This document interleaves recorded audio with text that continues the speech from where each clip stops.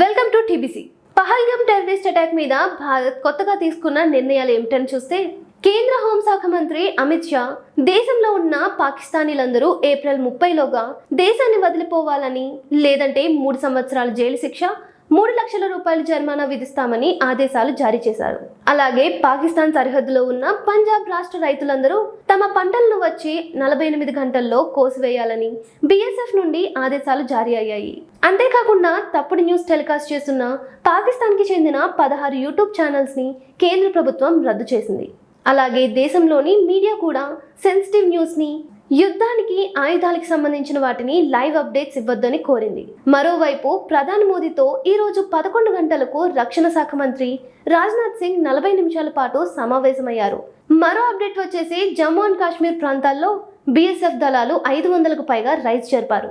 ఈ రైడ్స్ ద్వారా 100 మందిని ఇంటరాగేషన్ చేశారు. టెర్రరిస్ట్ అటాక్ కి సహాయం అందించిన 5గురి ఇళ్లను కూల్చివేశారు. పహల్గామ్ టెర్రరిస్ట్ అటాక్ జరిగినప్పుడు ఒక లోకల్ వీడియోగ్రాఫర్ చెట్టుపై నుండి తీసిన వీడియో ఫుటేజ్ ని ఎన్ఐఏ సేకరించింది.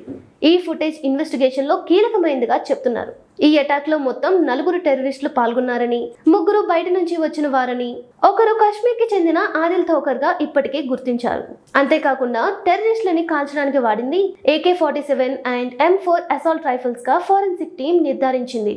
పహల్గామ్ లో అటాక్ చేయడానికి పాకిస్తాన్ నుంచి కోకర్నగ్ ఫారెస్ట్ ద్వారా బైసరన్ వైపు టెర్రరిస్టులు కాలినడకన గంటల పాటు ట్రెక్కింగ్ చేస్తూ వచ్చినట్లు ప్రాథమిక దర్యాప్తులో నిర్ధారణ అయింది. పహల్గామ్ లో అటాక్ చేసిన టెర్రరిస్టులు పారిపోయే ముందు 2 ఆండ్రాయిడ్ ఫోన్స్ ని, ఒకటి కాశ్మీర్ కి చెందిన లోకల్ అతని దగ్గర నుంచి, మరొకటి టూరిస్ట్ నుంచి తీసుకెళ్లినట్లు ఎన్ఐఏ గుర్తించింది. అయితే ఈ ఫోన్స్ ద్వారా కాల్ చేసి పడేసి ఉంటారని చెప్తున్నారు. మరోవైపు మన దేశానికి సపోర్ట్ గా India you are not alone, we are with you అంటూ Australia, USA, UK, Germany, Britain దేశాల్లోని ప్రజలు ప్లకార్డ్స్ పట్టుకుని వీధుల్లో తిరిగారు. అలాగే పహల్గామ్ అటాక్ ని సపోర్ట్ చేస్తూ సోషల్ మీడియాలో పోస్ట్ చేసిన 16 మందిని అస్సాంలో అరెస్ట్ చేశారు. సెన్సేషనల్ అప్డేట్ ఏంటంటే, భారత్ ని అది చేస్తాం ఇది చేస్తామని మాట్లాడిన Pakistan army chief general Asim Munir నిన్నటి నుంచి కనబడడం లేదు. రావల్పిండిలోని ఒక సేఫ్ బంకర్ లో దాక్కున్నాడని వార్తలు వస్తున్నాయి. అయితే ఈ వార్తల్ని కొంతమంది ఖండించినా గానీ ఆర్మీ జనరల్ పదవిలో ఉన్న ఆసిమ్ మునీర్ ఎక్కడా కూడా పాకిస్తాన్ ఇంటెలిజెన్స్ మరియు ప్రధాని షెహబాజ్ షరీఫ్ జరుపుతున్న సమావేశాల్లో మాత్రం కనిపించడం లేదు.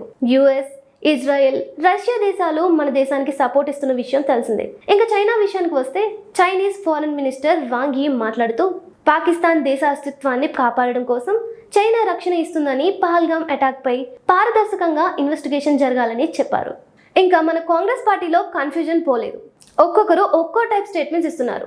పహల్గామ్ టెర్రరిస్ట్ అటాక్ పైన పాకిస్తాన్ గవర్నమెంట్ పాత్ర ఏమీ లేదని పాక్ ప్రకటించిందని, అయినప్పటికీ సింధు నది వాటర్ని భారత్ ఆపివేస్తే పాకిస్తాన్లో పంటలకు తాగడానికి నీరు ఉండదని, అంతేకాకుండా సింధు నది నీళ్లను ఆపివేయడం వల్ల పంజాబ్ మరియు జమ్మూ రాష్ట్రాలు మునిగిపోతాయని కాంగ్రెస్ లీడర్ సైఫుద్దీన్ సోస్ ప్రకటించారు. సింధు రివర్ వాటర్ పాక్ కి లైఫ్ లైన్ కాబట్టి వెంటనే వాటర్ రిలీజ్ చేయాలని సైఫుద్దీన్ సోస్ డిమాండ్ చేశారు. అలాగే కర్ణాటక ముఖ్యమంత్రి సిద్ధరామయ్య మాట్లాడుతూ పాకిస్తాన్ పై యుద్ధం చేయాల్సిన అవసరం లేదన్నారు. ఇప్పుడు పాక్ లో మన Karnataka CM Siddaramaiah videos viral అవుతున్నవి. ప్రియాంక గాంధీ భర్త రాబర్ట్ వాద్రా గతంలో ఏం చెప్పారో అందరికీ తెలిసిందే. ఇలాంటి టెర్రరిస్ట్ ఆర్గనైజేషన్స్ భారత్ మీద అటాక్ చేయడానికి కారణం హిందూస్ వల్ల దేశంలోని ముస్లిమ్స్ కి ప్రాబ్లం అవుతుందని, అందుకే ముస్లిమ్స్ వాళ్ళని గుర్తించాలని పీఎం మోదీకి ఈ అటాక్ ద్వారా ఒక మెసేజ్ పంపారని రాబర్ట్ వాద్రా చెప్పిన విషయం తెలిసిందే. అంతేకాకుండా దేశంలోని మైనారిటీస్ బలహీనపడ్డారని, సెక్యులర్ కంట్రీలో సెక్యూర్ గా ఉండాలంటే ఇలాంటివి జరగకూడదని వాద్రా అన్నారు. అయితే దీనిపై దేశంలోని హిందువుల నుండి వ్యతిరేకత రావడంతో తన స్టేట్మెంట్ ని తప్పుగా అర్థం చేసుకున్నారని మరో స్టేట్మెంట్ ని రాబర్ట్ వాద్రా విడుదల చేశారు. పహల్గామ్ అటాక్ కి సంబంధించిన మరిన్ని వీడియోస్ కోసం టీబీసీ న్యూస్ చూస్తూ ఉండండి.